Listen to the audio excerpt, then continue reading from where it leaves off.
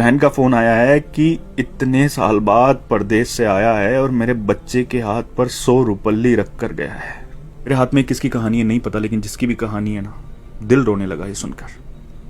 परदेसी की कहानी है। 10 साल हो गए थे परदेश में काम करते हुए। पहला साल कर्ज उतारने में और दूसरा तीसरा साल बहन की शादियों की भेंट चढ़ गया। चौथे साल कुछ करके आने का सोचा तो पापा की तबीयत खराब हो गई, नहीं आ पाया। यहाँ तक कि पापा दुनिया छोड़कर चले गए तब भी नहीं आ पाया। बूढ़ी माँ घर में अकेली थी।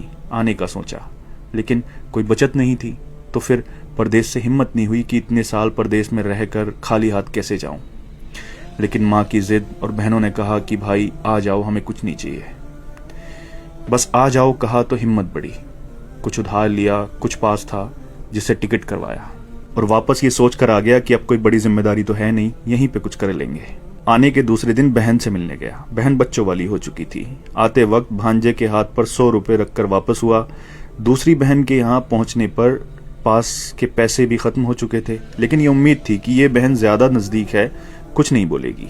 वहां से वापसी पर भांजे के हाथ पर कुछ नहीं रखा और जब घर पहुंचा तो मां ने बताया कि एक बहन का फोन आया है।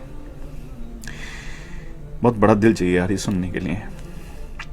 एक बहन का फोन आया है कि इतने साल बाद परदेश से आया है और मेरे बच्चे के हाथ पर 100 रुपल्ली रख कर गया है। इतना तो हम फकीरों को दे देते हैं। दूसरी बोली मेरे बच्चों के हाथ पर 10 रुपल्ली भी रख कर नहीं गया, ससुराल में मेरी नाक कटा दी।